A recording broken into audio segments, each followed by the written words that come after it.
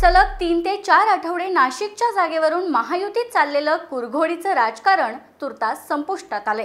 कारण मंत्री छगन भुजबळ यांनी निवडणुकीच्या रिंगणातून माघार घेतली आहे। छगन भुजबळ हे गेल्या अनेक दिवसांपासून नाशिकच्या जागेवर आपला दावा ठोकून होते, पण आता त्यांनी एक पाऊल मागे घेतलंय। पण भुजबळ यांना माघार का घ्यावी लागली, याची कारणं काय आहेत, हेच आपण या व्हिडिओतून जाणून घेऊयात। नमस्कार, मी प्रतीक्षा ननावरे आणि तुम्ही पाहताय फॉर द पीपल न्यूज। व्हिडिओला सुरुवात करण्यापूर्वी आपण फॉर द पीपल न्यूजला सबस्क्राइब, लाईक व फॉलो जरूर करा। पोस्ट ग्रॅज्युएट डिग्री कोर्सच्या माध्यमातून परिपूर्ण राजकीय नेतृत्व घडवणारं आणि प्राध्यापक राहुल कराड यांच्या संकल्पनेतून साकारलेलं भारतातील पहिलं institute MIT school of government presents जागर लोकशाहीचा। महाराष्ट्रातल्या 48 लोकसभा मतदारसंघापैकी हाय प्रोफाईल मतदारसंघ म्हणजे नाशिकचा।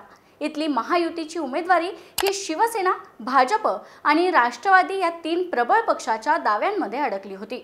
उद्धव ठाकरेंच्या शिवसेनेतून राजाभाऊ वाजे यांची उमेदवारी जाहीर होऊन त्यांच्या प्रचाराला देखील सुरुवात झाली, पण महायुतीचे काही ठरेनासं झालं होतं।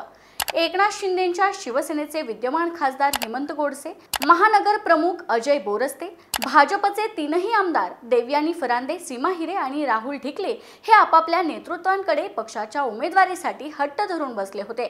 तर तिकडे अजित पवार हे छगन भुजबळ यांच्या उमेदवारीसाठी हट्ट करून बसले होते, परंतु हा तिढा राज्य पातळीवर सुटायला तयार नव्हता।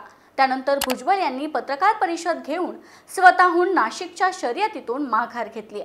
या पत्रकार परिषदेत भुजबळ बरंच काही बोलून गेलेत। त्यातला पहिला मुद्दा म्हणजे त्यांनी या मतदारसंघाचा महायुतीतला तिढा सुटायला तयार नाही, म्हणून मी स्वतःहून माघार घेत आहे असा दावा केला। तर दुसरीकडे समोरचा उमेदवार कामाला लागला आहे। त्यांचा प्रचार केव्हाच सुरू झालाय, मात्र अजूनही नाशिकबाबत महायुतीचा उमेदवार घोषित झाला नाही। वेळ झाल्यास नुकसान होऊ शकतं, ताबडतोब नाव जाहीर करायला हवं असाच सल्ला त्यांनी महायुतीच्या नेत्यांना दिलाय। त्यामुळे महायुतीत सर्व काही आलबेल नसल्याचं स्पष्ट होतं। असं सगळं असलं तरी भुजबळांचं नाशिक लोकसभेसाठी नाव कधी चर्चेत आलं, हेही पाहूयात। नाशिक लोकसभा मतदारसंघावर गेली 2 टर्म शिवसेनेनं राज्य केलं होतं। हेमंत गोडसे 2014 आणि 2019 असा सलग 2 वेळा खासदार म्हणून निवडून आलेत। सध्या गोडसे हे शिंदेंच्या शिवसेनेत आहेत। त्यांची हॅट्रिक पूर्ण होण्यासाठी त्यांनी सुरुवातीपासूनच या मतदारसंघावर दावा केला, त्यामुळे शिंदेही या जागेसाठी आग्रही होते। त्यानंतर भाजपनेही इच्छुकांमध्ये उडी घेत या जागेवर हक्क सांगितला आणि शेवटी अजित पवारांच्या राष्ट्रवादीनेही या जागेसाठी निवडणूक लढवण्याचा निश्चय केला। तिसऱ्यांदा चर्चेत आलेलं राष्ट्रवादीचं नाव हे भुजबळांमुळे फ्रंट लिस्टला येऊन पोहोचलं आणि त्यानंतर त्यांच्या नावाची चर्चा सुरू झाली।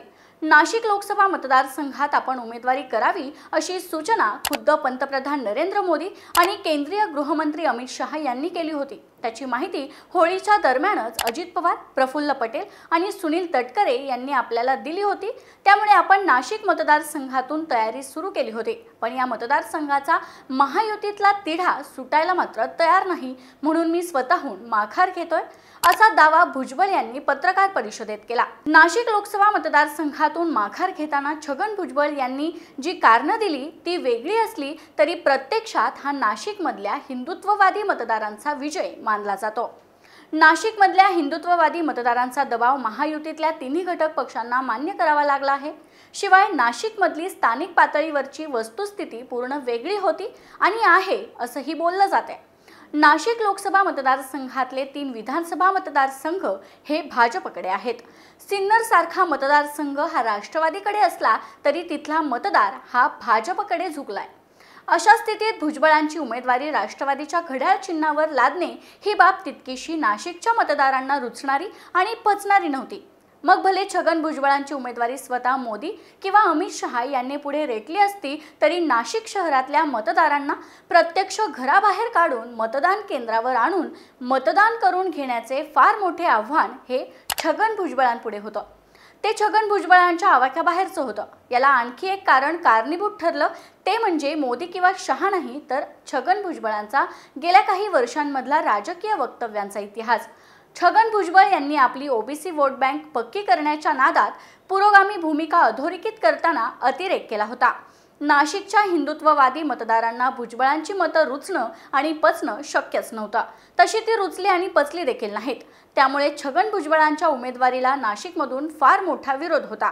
त्यात मराठा संघटना आणि ब्राह्मण संघटना यांच्या उघड विरोधाची भर पडली होती। या पार्श्वभूमीवर भुजबळ यांनी माघार घेणे अपरिहार्य होतं। छगन भुजबळ राज्याचे ज्येष्ठ नेते आहेत, राजकारणाचा त्यांना दांडगा अनुभव आहे, पण काही वेळा कोणतीही पुरोगामी भूमिका मांडताना त्यांनी मोठ्या जनसमूहाच्या भावना दुखावल्या अशी त्यांच्यावर टीका होत असते आणि यातच त्यांचा नाशिकमधल्या माघारीची खरी राजकीय आणि सामाजिक बीजं दडली आहेत, जी कदाचित छगन भुजबळ यांनी उघडपणे मान्य केली नाहीत।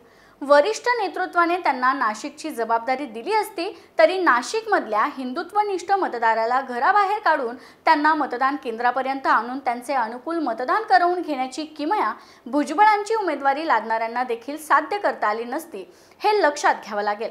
बाकी तुम्हाला याविषयी काय वाटतं ते तुमचं मत कमेंट बॉक्समध्ये कळवा।